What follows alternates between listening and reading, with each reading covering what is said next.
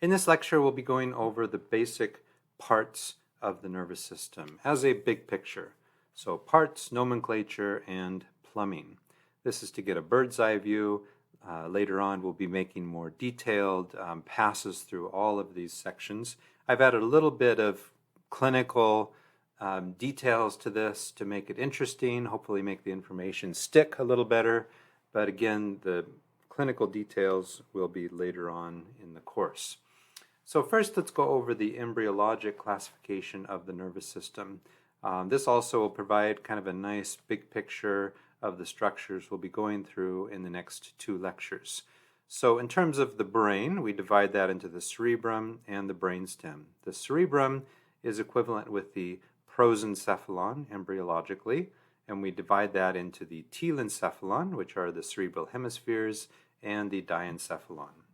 In this lecture today, we will only be going through, getting through a few of the telencephalic structures, which are the cortex, white matter, the basal ganglia, limbic system, and olfactory system.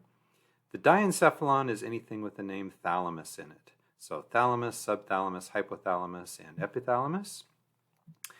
The mesencephalon, embryologically here, is equivalent with the midbrain.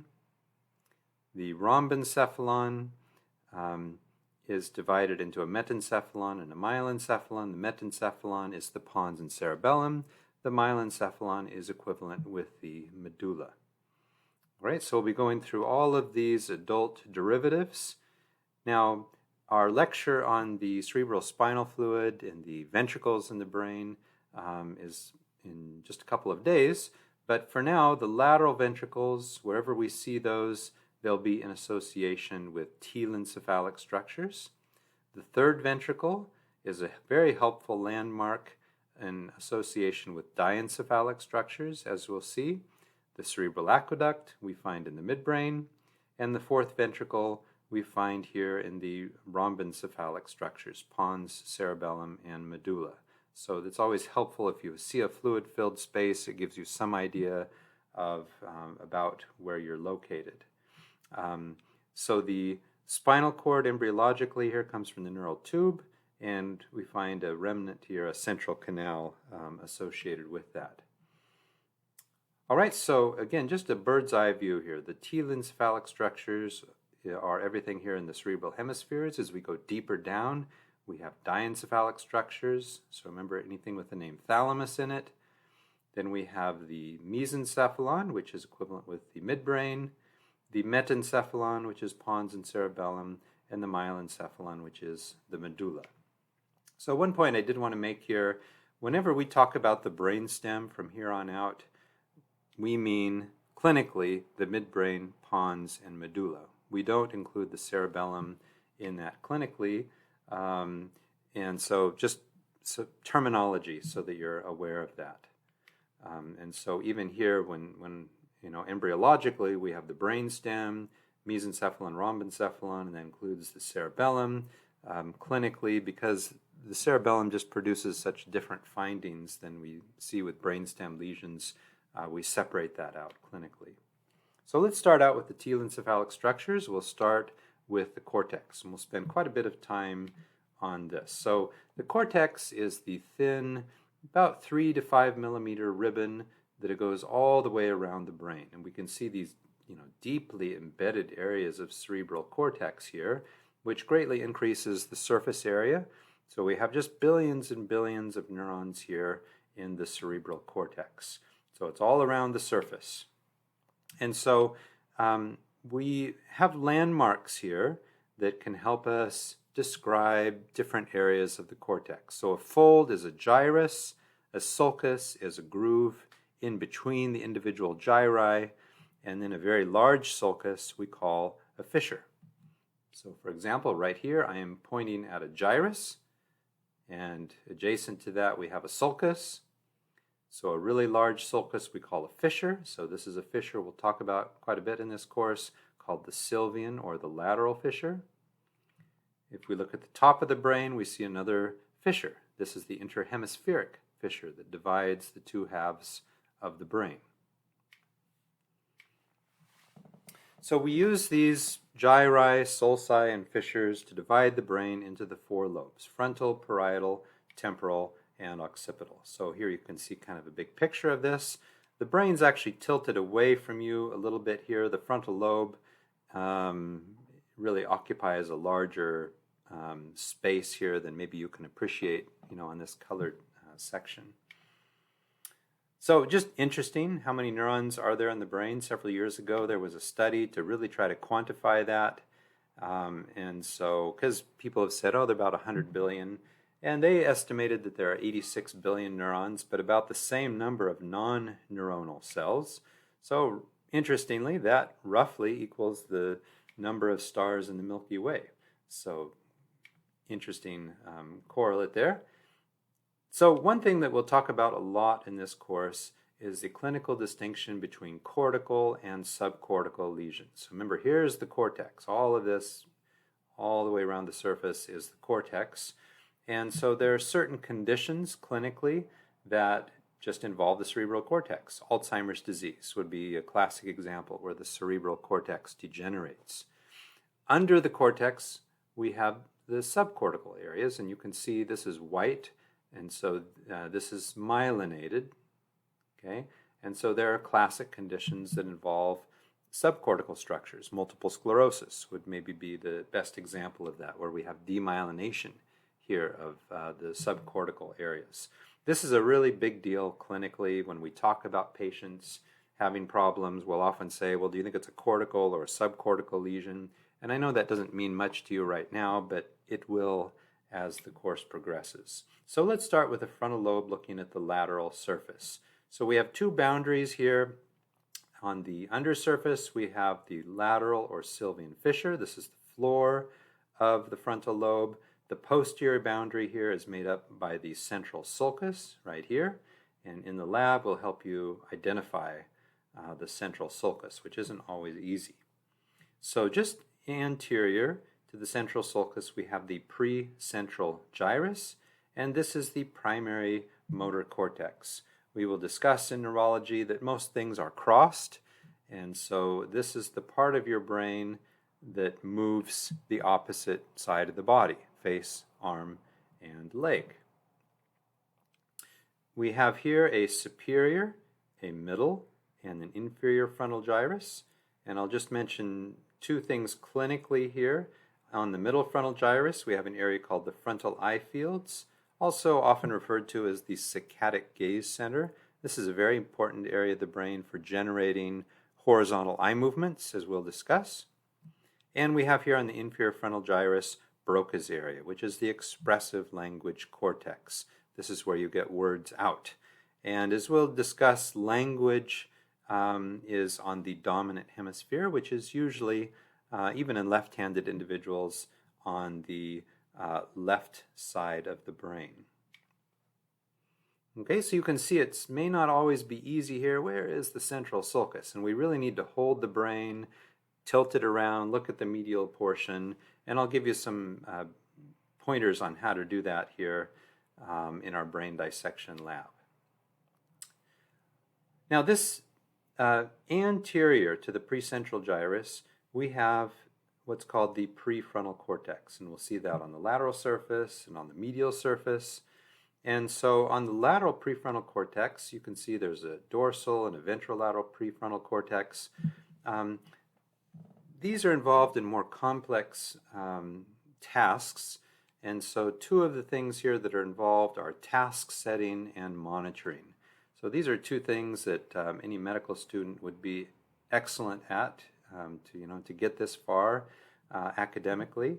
And so task setting would be, in an academic setting, you look at the schedule for the week or for the course. You plan out your study time. How are you going to tackle getting through all of the UWorld questions and other things? That would be task setting. Monitoring is checking along the way. How am I doing completing that task? All right, so these 2 things work together. Working memory is something that you actively do during a lecture. You're taking in new information. You're combining it with the information that you already know. You're manipulating that in real time, and you're trying to lay down memories and put the information down and understand it as you go through the lecture. So encoding the information in the short term is also involved in that. So all of these are a function of this prefrontal cortex here on the lateral surface of the brain. Now, task setting is a bit more a function of the dominant hemisphere, again, usually the left side.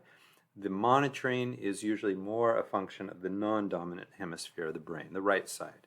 Here's a patient that has a non-dominant hemisphere lesion, and they were asked to draw these alternating shapes. Okay, that requires monitoring, right? You need to remember what you were asked to do and stay on task. And so this individual forgot and then just started drawing 2 or 3 in a row. So this would be a test that could detect impaired monitoring. And when you see that, then you can begin to think of what area of the brain the problem may be to result in that. If we look at the medial surface of the frontal lobe, if we follow this back, we can still find the central sulcus here on the medial hemisphere. And so then this is still the precentral gyrus. Now I said that that is motor cortex, and later on I'll tell you exactly what this is. Well, I may as well just mention it. This is the leg, motor for the leg here on the medial surface. Now we have a very large pathway right here called the corpus callosum.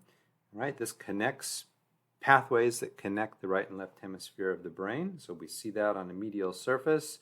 And then on top of that, we have this cingulate gyrus. So the cingulate gyrus, this part of it here would be part of the frontal lobe.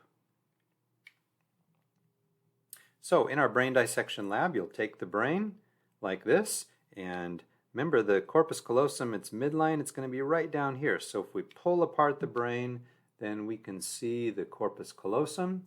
And so what's the gyrus on top of the corpus callosum? That has to be the cingulate gyrus. So what's the function of the prefrontal cortex here on the medial surface? So here is the superior frontal gyrus, okay, the medial portion. Here is the cingulate gyrus, and especially the anterior portion of the cingulate gyrus and this portion of the superior prefrontal cortex work together for what we call energizing. And so I kind of like the concept here, getting the mental clutch out of neutral. When okay, I've got to put in 6 hours of studying today or whatever, the inertia to kind of, do that. That involves this part of the brain. And so motivation, just the drive to accomplish things would all be a function here. So if we have a lesion, and this usually needs to be bilateral to cause this, then patients will have apathy. They just don't have any drive. Abulia means without joy. So these patients often talk kind of with a very flat affect. They just don't appear motivated. And in a severe case, we can have what's called akinetic mutism, where the patient doesn't even respond. You ask them questions and they just lie there. They don't follow commands, and they can be confused with patients who are in a coma. All right, so again, this is the superior prefrontal cortex. This is the more anterior portion here. Here's the cingulate gyrus, and so the more anterior portion of the cingulate gyrus is involved in that energizing process. Now, if we look at the undersurface of the frontal lobe, this area is called the orbital frontal cortex. Lies right above the orbits. Okay, we can see the olfactory bulb and tract for smell, and medial to that, a gyrus that's part of the orbital frontal cortex is the gyrus rectus, which literally means straight gyrus. Okay, so what's the function of this? Well, this area of the brain, there's a medial and a lateral orbital frontal cortex, is very important for behavior. Including emotional regulation and having a good social cognition. So when we have a process that involves this area of the brain, these patients tend to just not have a filter. They don't have that social, high IQ. And so they're often inappropriate. When I see patients that have lesions here, on several occasions they've made an inappropriate comment about the looks of the nurse or a medical student. They can often just be a bit edgy. I mentioned in class that recently I was checking reflexes on a patient with a lesion here, and he looked at me and the hammer and he said, "I'd like to hit you with that hammer." You know, just a little bit of an aggressive comment. Interestingly, lesions here can also result in hyperphagia, so there can be weight gain. It's usually a fixation on sweets, and for individual patients it tends to be a particular type of sweet, and the spouse will say, "No, we have to stop buying that," or "We have to lock the cupboard because it was getting out of control." Something else that can occur with a lesion here is known as environmental dependency, and this means patients often need to touch things in their environment. And again, patients I've seen with this, they want to put their hand on my shoulder while we talk, that kind of thing. Now again, a part of the orbital frontal cortex, but we'll talk about it separately here, are the tips or the frontal poles. And so this area of the frontal lobe is involved in what we call metacognitive processing. And this is being both self-aware and also aware of the emotions of others. And so lesions here tend to result in impaired empathy. And so again, kind of just not really being in tune with the emotions of others. A patient I saw not too long ago that had a degenerative process involving this part of the brain. His wife said, you know, he'd always been just a very sensitive man, caring, and then she developed breast cancer and he seemed relatively unconcerned about that. She said that's just not like him. All right, so that reflects here the impaired empathy. Also, you know, kind of the loss of awareness of the emotions of others. Lesions here result in poor facial recognition of facial expression.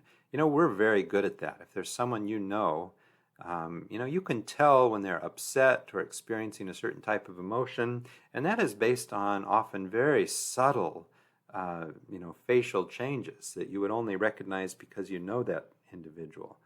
Okay, so a lesion here will result in impaired function of that. Okay, so again, orbital frontal cortex, gyrus rectus, frontal poles. Now as we move back to the parietal lobe, here is the central sulcus and the sylvian or lateral fissure, okay, which is now the floor of at least this part of the parietal lobe, and the central sulcus is the anterior boundary of the parietal lobe. So posterior to the central sulcus we have the postcentral gyrus, which is primary sensory cortex. All right, so precentral gyrus is primary motor cortex to move your face, arm, and leg, and postcentral gyrus is sensation for your face, arm, and leg. Now, if we follow the sylvian fissure back to its termination, around that is the supramarginal gyrus, and then posterior to that is the angular gyrus. And again, when we draw this in a cartoon, it makes it seem like it should be really easy to identify, but it often is not that easy to identify in a real brain. So follow the sylvian fissure back to its termination, and then the supramarginal gyrus is around that. The angular gyrus is just posterior. All right, so the angular gyrus appears to match sounds and visual information to words. The supramarginal gyrus integrates visual spatial information with sounds. So what does that mean? I mentioned in class, but we have every evening, it seems like as the sun is setting, a barn owl flies over our backyard. And it's really weird. Almost, it seems like every evening. And if you've ever heard a barn owl, they make a distinctive kind of clicking, sometimes a screeching sound as they fly. And so if I hear and see that and being able to tie that immediately to, oh, that's a barn owl, that would be a bit more a function of the angular gyrus. Whereas the ability to hear that sound and then be able to localize where the barn owl is, that would be more a function of the supramarginal gyrus. Now, interestingly, the angular gyrus appears to have an important role in math functions, and later on we will talk about lesions of the angular gyrus on the dominant hemisphere resulting in impaired ability to perform math. That is known as acalculia. On the medial surface, the posterior boundary here of the parietal lobe is the parietal occipital sulcus. So we have the occipital lobe back here. And then anterior to that, we have the precuneus. So this is the parietal lobe here on the medial portion of the brain. So we've talked about the precentral and postcentral gyrus. The primary motor cortex, this can also be called the motor strip. And so this shows us where the face, arm, and leg are located here along the motor strip. So notice that the face is down here, a very large representation, because think of all the complex things that we do with our mouth, just to talk, the articulation, to tie in talking with breathing, that it's smooth, eating, chewing. So there's a very large area of facial representation, both for motor and also for sensory. Okay, the hand again has a huge motor representation because of all the complex things we do with our hands, typing, painting, playing an instrument, that kind of thing. We need a lot of motor cortex. The hand is also here in a similar representation for sensory, and you can see that the leg and the foot are here on the medial surface of the brain. Not as big a representation of the hand because, again, we don't do as the intricate activities with the foot like you do with the hand. So this is called the homunculus. So on the medial surface of the brain, here is the central sulcus. So again, this is precentral, postcentral gyrus. So this is motor and sensory for the leg and foot. And as we'll discuss later, bladder function is also very much involved here with this portion of the brain.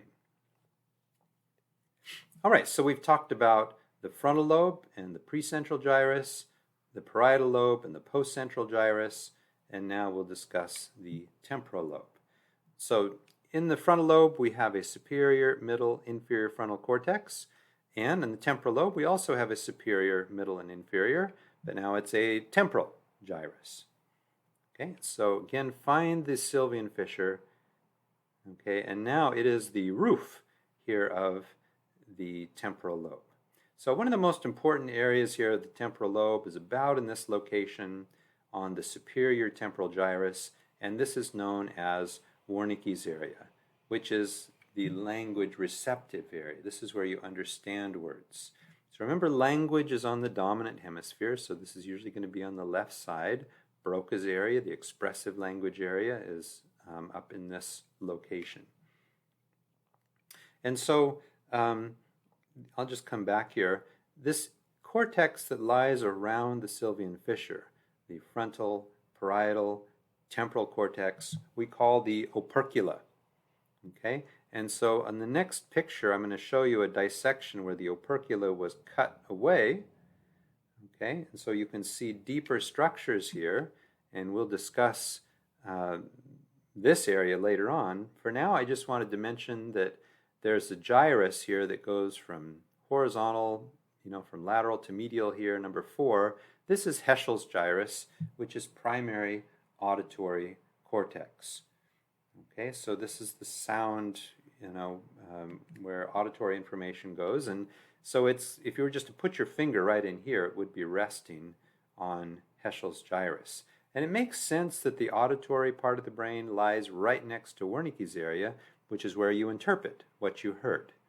Okay, so those two are immediately adjacent to one another.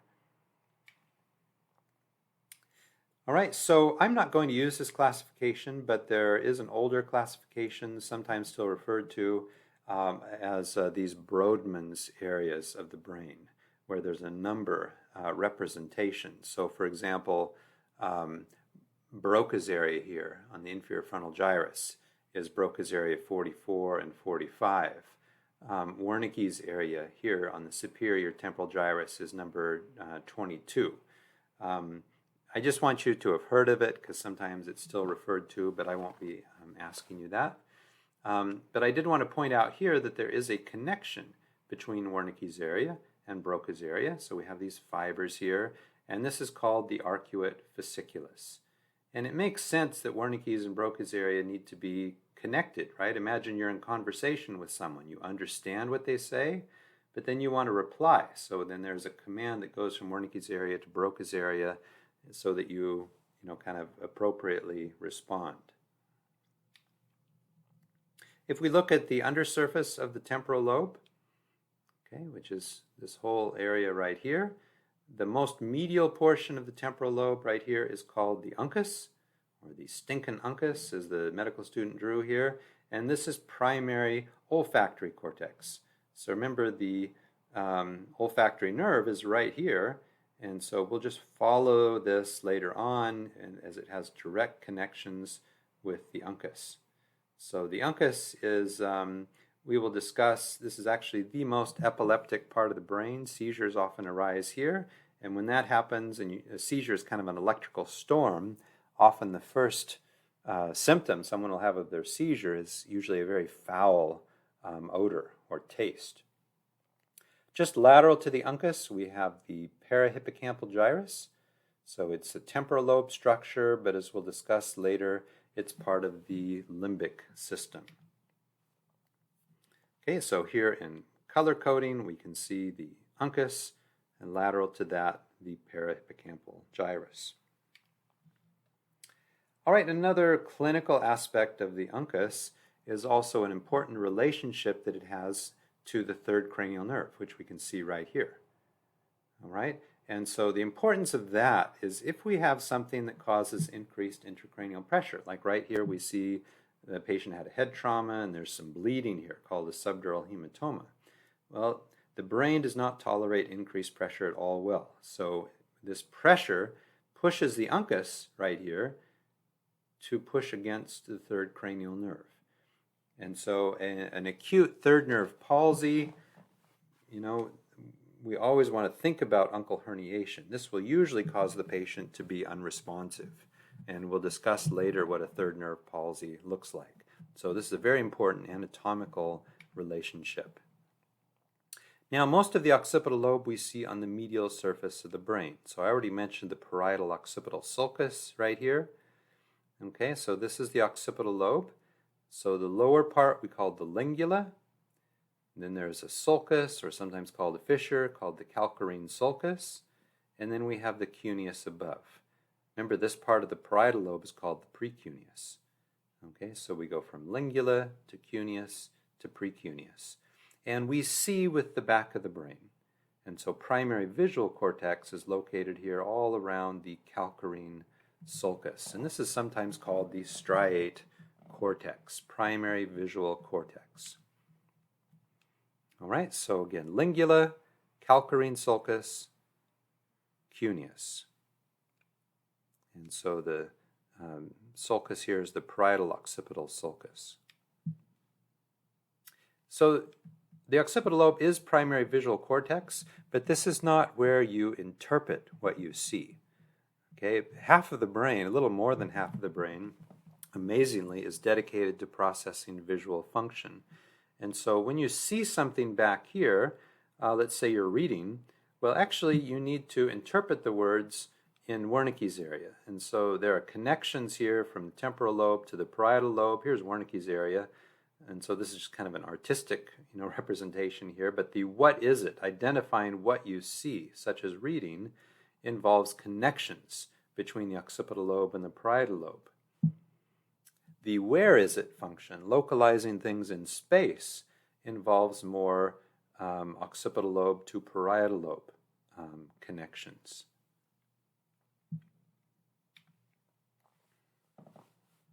Now, sometimes they're referred to as lobes, but I think most people don't use that terminology because they're part of the other four lobes of the brain. But we have the insular cortex and the limbic lobe, and I think better called the limbic system. So where is the insula? Well, remember in that dissection where we cut away the opercula, and we look in here, it looks like there's just another brain in there. And this is insular cortex. And so it's made up of the frontal, parietal, and temporal lobes, so it's deeply, embedded cortex here. And so there are a variety of different complex things in terms of function of the insular lobe or cortex. Interestingly, we know that when patients have a stroke involving the insular cortex, they often have some irregular heart rhythms. This is especially if it's in the right hemisphere, the non-dominant hemisphere of the brain. So there's even some role in cardiovascular regulation of the insular cortex. We'll talk more about that later. Okay, so I wanted to come back here and point out here the insular cortex. Next we'll come to white matter. There are 3 types of white matter pathways: projection, association, and commissural. And all 3 of these together, when we get close to the cortex, we can have all 3 of these together. We call that white matter the centrum semiovale. And you do not need to be able to identify that. I just want you to have heard the terminology. So in terms of projection fibers, these are fibers that travel a long distance, either from the brain out, like let's say from the cortex to the spinal cord. Okay, so if it's going out of the brain, we call that an efferent pathway. If it's coming into the brain, we call that an afferent pathway. So, for example, all the sensation from the arm, leg, and face as it's traveling up to the brain, these would also be projection fibers, but it's afferent because it's coming into the brain. So these are major highways, and we'll see up closer to the cortex, there's an area called the corona radiata. Like the centrum semiovale, I do not expect you to be able to identify these areas because they're kind of indistinct borders between the two. But very important, I do want you to know everything about the internal capsule because that's so important clinically. Okay, so again, not to worry about this, but the centrum semiovale we can see here in these orange areas, the corona radiata. A little deeper here we see in the purple representation, and also yellow here. They're just different areas of the white matter. But what I really want you to understand very well is the internal capsule. This is where all this information kind of filters down into a very compact area. And so here we can see, just this massive white matter pathways, and it comes together here in this all-important area called the internal capsule. Internal capsule, when we begin to do brain cuttings, is a very important just landmark structure to identify, and also to identify things around it. You don't know the things around it yet, but here are the 3 parts of the internal capsule. We have an anterior limb, a bend, which is the genu, and a posterior limb. And so you really need to know everything here that is traveling in the internal capsule. So let's start with the posterior limb. And so we have 2 majorly important pathways here in the posterior limb of the internal capsule. First, the cortical spinal tract, a pathway that will probably be the most covered, most talked about pathway in the course. And so one nice thing about a lot of these pathways in neuroscience is that the name of the pathway tells you exactly what it does. So this is going from the cortex to the spinal cord, the cortical spinal tract. So it's going down.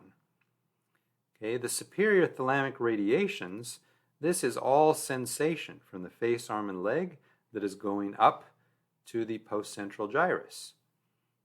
Okay, the cortical spinal tract originates from the precentral gyrus, and it's going down. So, descending motor pathway and ascending sensory pathway right here in the posterior limb. The genu, there's just one pathway in the genu, that is the cortical bulbar tract. Another pathway that we will talk about a lot in this course. The bulb refers to the brainstem. And so this is information going from the cortex down to the brainstem to control like moving your tongue and your face and cranial nerves that are in the brainstem. The anterior limb contains 3 pathways. There are actually more, but these are the 3 I'd like you to know. First, the frontal eye fields are right here. So remember that originates in the middle frontal gyrus and is important for moving your eyes.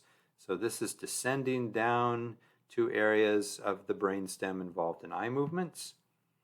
Okay, and then 2 pathways here. This will be difficult because we haven't talked about this yet, but we have a pathway called the anterior thalamic radiations, which we'll talk about in the next lecture, and a pathway very important in terms of a connection with the cerebellum called the cortico-pontocerebellar tract. And as the name indicates, this pathway is going from the cortex to the pons and then to the cerebellum.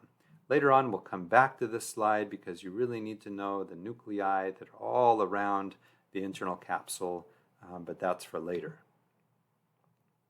All right, so those are all projection fibers.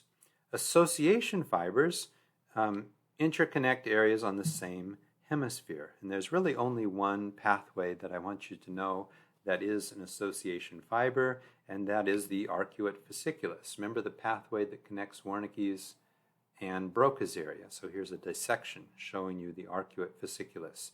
It's connecting areas on the same hemisphere. In this case, Wernicke's with Broca's. Commissural fibers interconnect areas on the right and left hemispheres.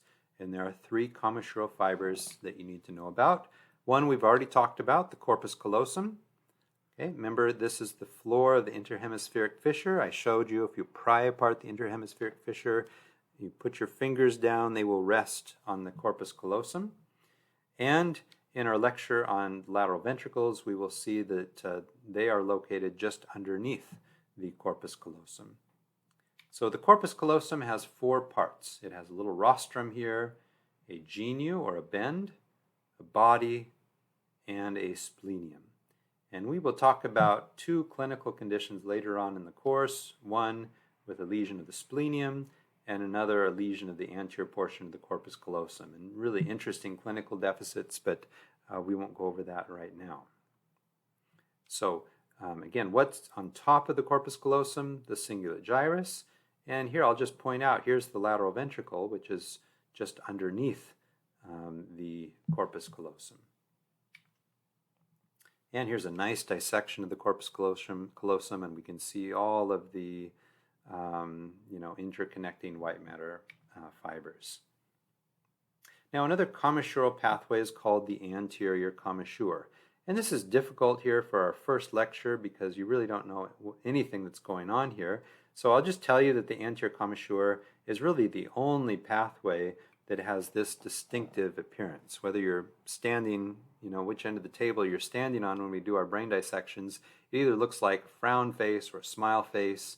And what this is doing is it's interconnecting temporal lobe structures.